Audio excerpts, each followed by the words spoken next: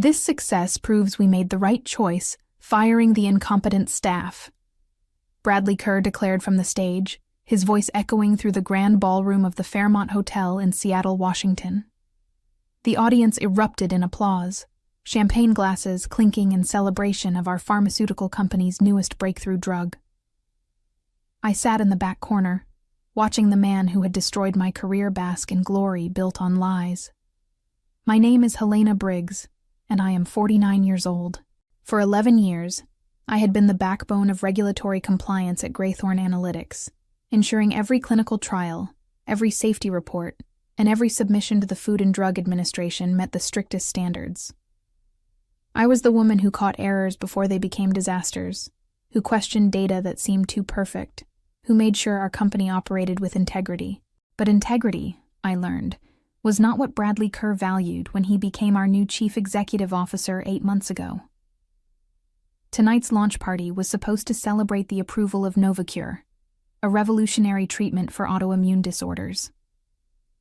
The ballroom sparkled with crystal chandeliers, and Seattle's elite mingled among displays showcasing our company's journey from startup to pharmaceutical powerhouse. Everyone was here: investors, board members, medical professionals, and journalists documenting what they believed was a triumph of modern medicine. What they didn't know was that the success they were celebrating was built on falsified trial data, hidden adverse reactions, and forged compliance documents. I knew because I had discovered it all, documented it all, and tried desperately to stop it all. My warnings had been dismissed, my concerns labeled as paranoia, and my position eliminated under the guise of corporate restructuring. Bradley's eyes found mine across the crowded room, and his smile widened with malicious satisfaction. He raised his glass higher, his voice carrying that familiar, condescending tone I had grown to despise. To those who understand that progress requires bold leadership, not the timid voices of the past who would rather see innovation stifled by excessive caution. The crowd cheered again, oblivious to the fact that their celebration was about to become a crime scene. I adjusted the silver briefcase on my lap, feeling the weight of 11 years of meticulous documentation. Every audio recording, every falsified report, every piece of evidence that would bring down Bradley's house of cards was locked safely inside. As I watched him continue his speech about vision and courage, I couldn't help but think about how different this night would have been if he had simply listened to my warnings. Instead, he had chosen to silence me, to paint me as an obstacle to progress. Tonight, he would learn that some obstacles cannot be moved. They can only reveal the truth that lies beneath the surface. The path that led me to this moment began last September, when Bradley Kerr walked into our modest offices near Pioneer Square with his expensive suits and bigger ambitions. Graythorne Analytics had always been a family-oriented company, founded by Dr. Elizabeth Graythorne 25 years ago, with a mission to develop safe, effective treatments for rare diseases.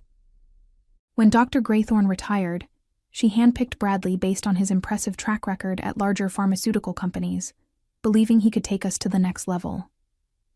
I remember our first staff meeting vividly. Bradley stood at the head of our small conference room, his presence commanding immediate attention. His dark hair was perfectly styled, his suit tailored to perfection, and his smile radiated the kind of confidence that made investors write checks.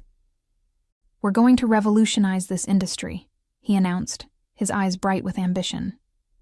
"The old ways of doing business are too slow, too cautious. We need to move faster, think bigger, and take calculated risks." At first, his energy was infectious. The entire team seemed energized by his vision of rapid growth and market expansion. Our laboratory buzzed with new projects, and funding flowed in from investors eager to be part of what Bradley called the next pharmaceutical breakthrough. Even I found myself cautiously optimistic about the changes he was implementing. But as weeks turned into months, I began noticing troubling patterns in the data coming from our clinical trials for Novacure. Patient response rates seemed unusually high, side effects unusually low, and timelines unusually accelerated. When I raised these concerns during our monthly compliance meetings, Bradley would dismiss them with a wave of his hand and a patronizing smile. "Helena, I appreciate your attention to detail, but we can't let perfectionism become the enemy of progress," he would say, his tone implying that my concerns were both unnecessary and unwelcome. "These results aren't suspicious. They're exceptional. Sometimes breakthrough treatments produce breakthrough results." My relationship with Bradley's inner circle was equally strained. His newly hired vice president of clinical development, Marcus Webb, treated me like an antiquated relic from a bygone era of pharmaceutical development. During team meetings, he would roll his eyes whenever I spoke about protocol adherence or regulatory requirements, often interrupting me with comments about modernizing our approach and streamlining outdated processes. The breaking point came in February, when I discovered discrepancies in our safety reporting that could not be explained by normal data variation. Patients who had experienced severe adverse reactions were mysteriously absent from our official reports, while others showed improvement patterns that defied medical logic. When I presented this evidence to Bradley, requesting a full audit of our trial data, his response was swift and decisive. My position was being eliminated due to budget constraints and operational restructuring. The moment I realized the full scope of Bradley's deception came 3 weeks after my termination, when I received an unexpected phone call from Jennifer Rodriguez, a former colleague who had also been restructured out of her position. We met at a quiet coffee shop in the Capitol Hill neighborhood, far from the corporate offices where we had once worked side by side. "Helena, I couldn't stay silent anymore," Jennifer whispered, glancing around nervously before sliding a manila envelope across the small wooden table. "After they fired you, things got worse. Much worse." Inside the envelope were photocopies of internal memos that made my blood run cold. The documents revealed a systematic effort to manipulate clinical trial data, hide adverse patient reactions, and forge compliance certificates that had been submitted to federal regulators. Patient identification numbers had been altered, negative outcomes had been deleted from databases, and safety reports had been rewritten to eliminate any mention of serious side effects. The most damning evidence was a signed memo from Bradley himself, dated just 2 weeks earlier, explicitly instructing department heads to massage the data presentation for the upcoming Food and Drug Administration review. The language was carefully crafted to provide legal deniability, but the intent was unmistakable. Graythorn Analytics was knowingly submitting false information to obtain approval for a drug that had not met safety standards. "They threatened to destroy my career if I spoke out," Jennifer continued, her voice barely audible above the coffee shop's ambient noise. "But what they're doing isn't just wrong. It's criminal. People could die from this drug, Helena. Real people with families and futures." That night, I sat in my small apartment overlooking Elliott Bay, staring at the evidence spread across my kitchen table. The Seattle skyline twinkled in the distance, but I felt nothing but darkness closing in around me. For 11 years, I had dedicated my life to ensuring pharmaceutical safety, believing that my work protected vulnerable patients from exactly this kind of corporate malfeasance. Now I faced a choice that would define not only my future, but potentially the futures of countless patients who would receive Novacure. I thought about my own father, who had died from complications related to an experimental cancer treatment that had been rushed to market without proper safety protocols. I remembered holding his hand in the hospital as he suffered through side effects that could have been prevented if anyone, had been willing to speak truth to power. I had become a compliance officer to honor his memory, to ensure that no other family would endure what we had endured. The decision became clear with painful certainty. I would not allow Bradley Kerr to turn Graythorn Analytics into the kind of company that prioritized profits over patient safety. If he wanted to silence me through termination, I would respond with something far more powerful than any corporate memo or performance review. I would compile every piece of evidence, every falsified report, every forged document into an irrefutable case that would bring federal investigators to his door. The briefcase had been my grandfather's, a silver-plated piece he had carried during his years as a government accountant. Tonight, it would carry the truth that Bradley had tried so desperately to bury. Over the next 4 months, I transformed from a displaced compliance officer into something resembling an undercover investigator. Using my 11 years of industry contacts, and my intimate knowledge of Graythorne's internal systems, I began systematically documenting every aspect of Bradley's fraudulent operation. My first breakthrough came through Patricia Chen, a laboratory technician who had been overlooked during the corporate restructuring, but remained deeply troubled by what she had witnessed. We met at Pike Place Market on a rainy Thursday morning, blending in among the tourists and fish vendors while she shared her observations. They made us rerun tests until we got the results they wanted, Patricia explained, her voice heavy with guilt as we walked past the flower stalls. When patient 247 died from liver failure during the trial, Marcus Webb told us to reclassify the death as unrelated to the medication. He said the patient had a pre-existing condition that we hadn't detected. "Did you keep any records of the original test results?" I asked, trying to keep my voice casual despite the racing of my heart. Patricia nodded slowly, pulling a small flash drive from her purse. "I copied everything before they made us delete the files. I knew it was wrong, but I was afraid of losing my job.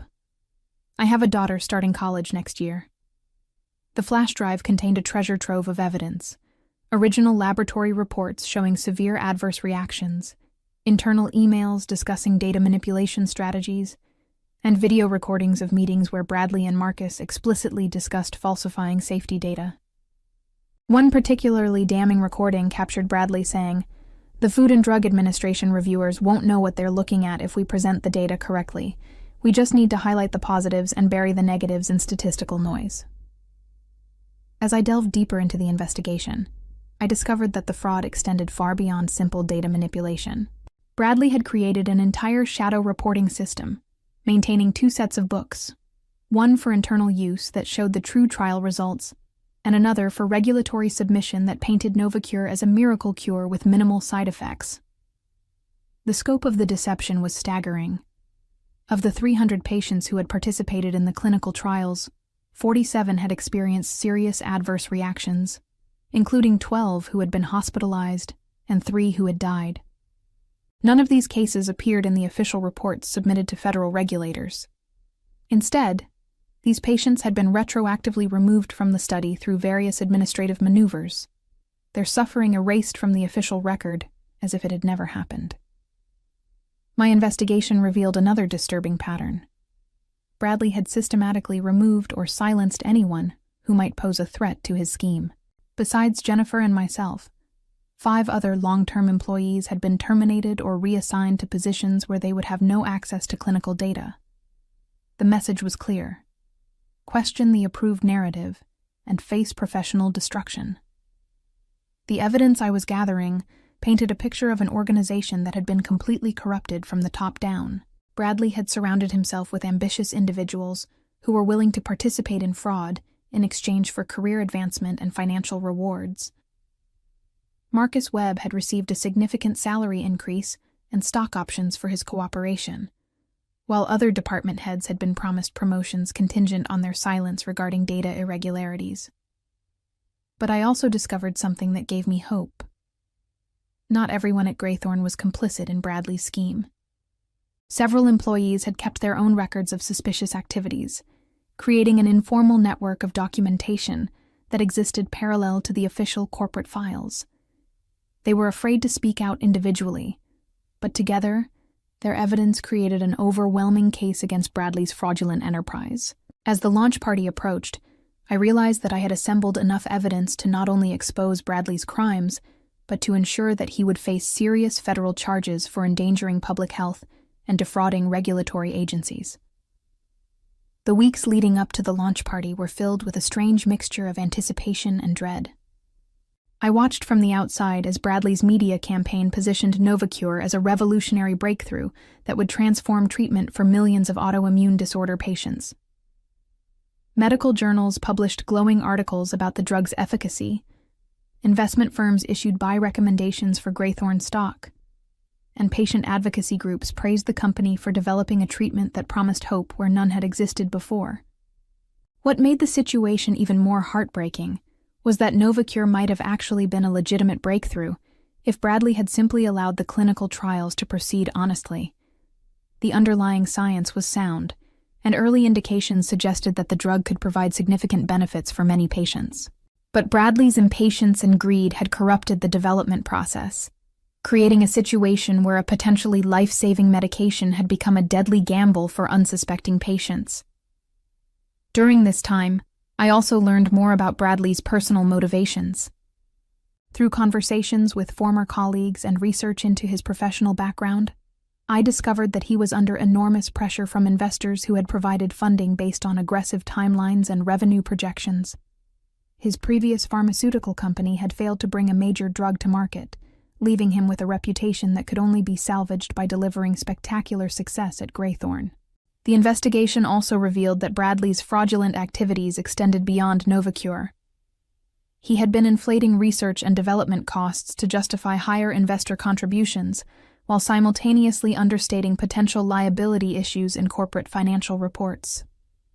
The Securities and Exchange Commission would likely be very interested in reviewing Graythorn's books once federal investigators began examining the company's operations. 3 days before the launch party, I received an unexpected visitor at my apartment. Jennifer Rodriguez stood at my door, looking pale and frightened, carrying a small overnight bag as if she were preparing to leave town. "Helena, they know we've been gathering evidence," she said, brushing past me into the living room.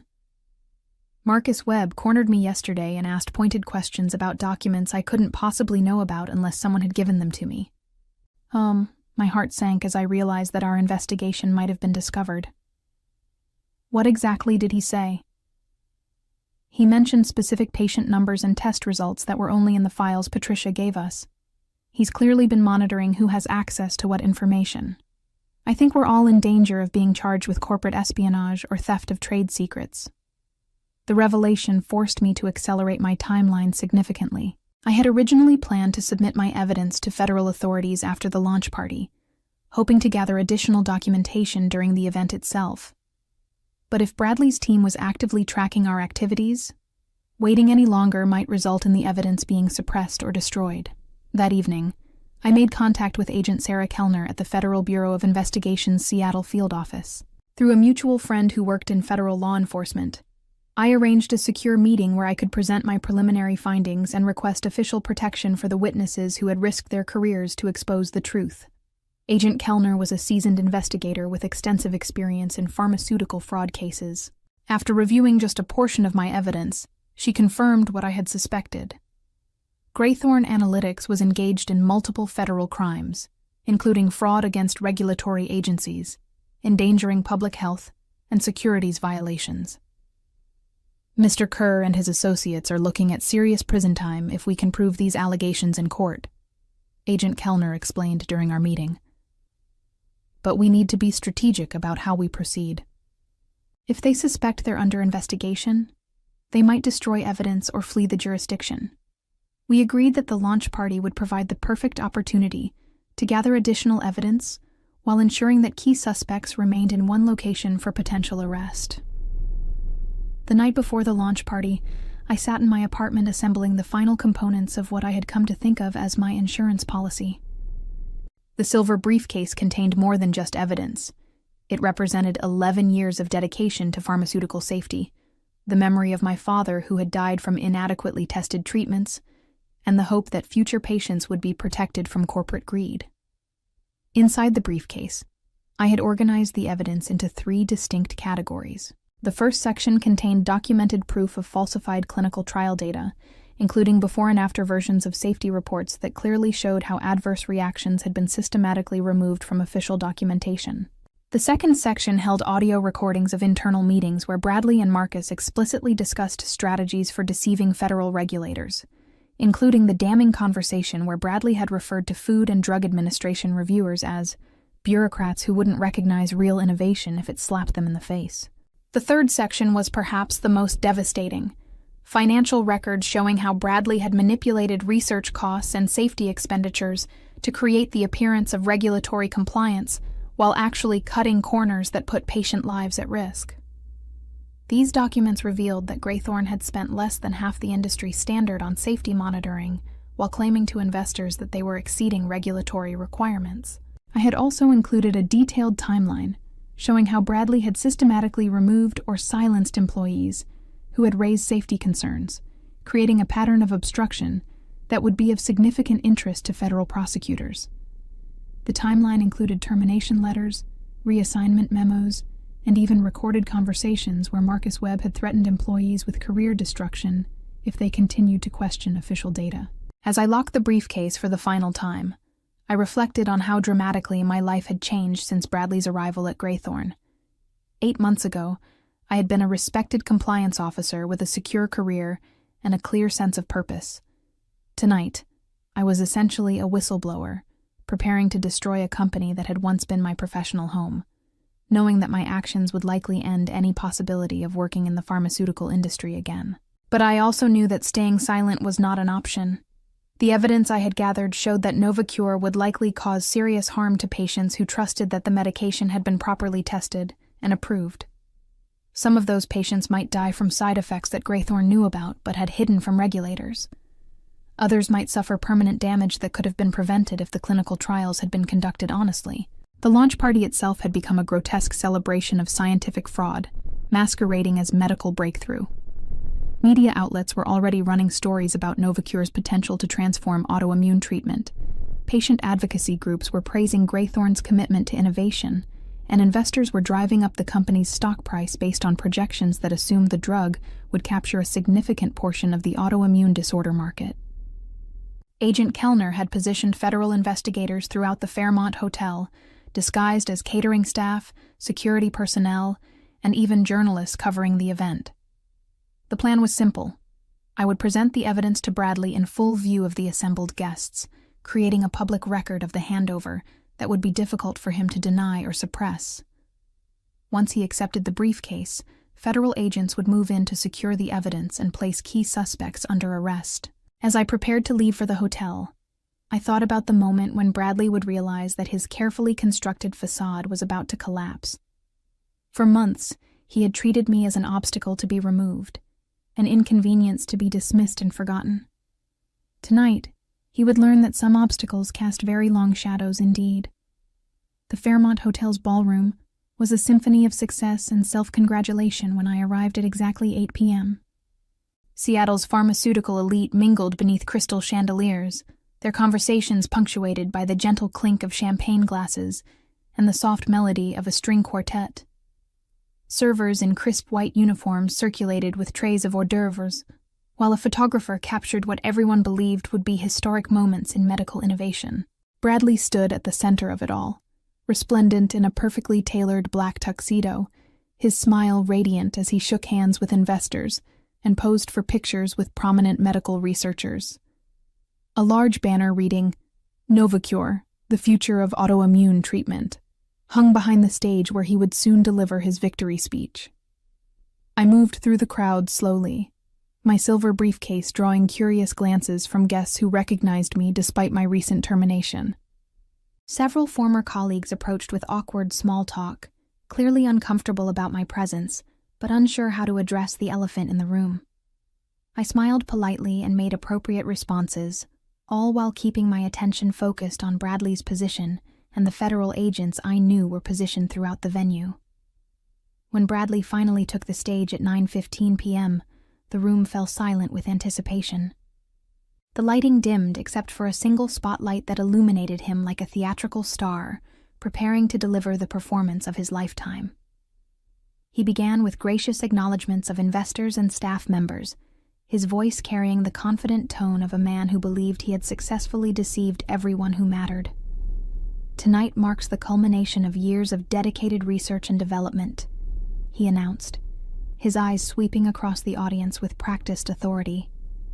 "Novacure represents everything we stand for at Graythorne Analytics: scientific excellence, regulatory integrity, and unwavering commitment to patient safety." The irony of his words was almost unbearable as I prepared to stand and make my final contribution to Graythorne Analytics' legacy. "This success proves we made the right choice firing the incompetent staff," Bradley continued, his voice rising with triumphant authority as the audience erupted in enthusiastic applause. His eyes found mine in the back of the room, and his smile widened with unmistakable malice. "To those who understand that progress requires bold leadership, not the timid voices of the past who would rather see innovation stifled by excessive caution. The crowd cheered again, completely unaware that they were applauding the dismissal of the very person who had tried to protect them from pharmaceutical fraud. Bradley raised his champagne glass higher, his expression radiating the satisfaction of someone who believed he had eliminated all threats to his elaborate deception. That was my moment. I stood slowly, my silver briefcase gleaming under the ballroom's elegant lighting as conversations gradually died and heads turned in my direction. The room's energy shifted palpably as guests recognized the woman who had been publicly humiliated and professionally destroyed by the man they were celebrating. Bradley's expression changed from triumph to confusion to something approaching fear as I began walking deliberately toward the stage. "Ladies and gentlemen," I announced, my voice carrying clearly through the suddenly silent ballroom, "I have one final contribution to make to Greythorn Analytics." The crowd parted before me like water, their faces reflecting a mixture of curiosity and uncomfortable anticipation. Bradley remained frozen at the podium, his champagne glass suspended halfway to his lips, as I climbed the steps to the stage with measured precision. Standing directly in front of him, I held out the briefcase that contained 11 years of pharmaceutical compliance expertise and 4 months of painstaking investigation. "Here's my final contribution," I said calmly, my words echoing through the microphone system that had moments before been amplifying his fraudulent victory speech. Bradley's hand trembled slightly as he accepted the briefcase, his eyes searching mine for some indication of what was about to unfold. But I simply turned and walked away, my heels clicking against the marble floor as I headed toward the ballroom's exit, knowing that federal agents were already moving into position. Behind me, I could hear the confused murmur of voices as Bradley tried to regain control of his celebration, unaware that his world was about to collapse with devastating finality.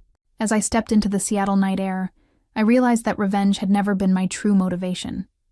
It had always been about protecting the patients who trusted that someone, somewhere, was ensuring their medications were safe. In bringing down Bradley's empire of deception, I had reclaimed not just my professional integrity, but my father's memory and my own sense of purpose in a world where doing the right thing often comes at the highest personal cost.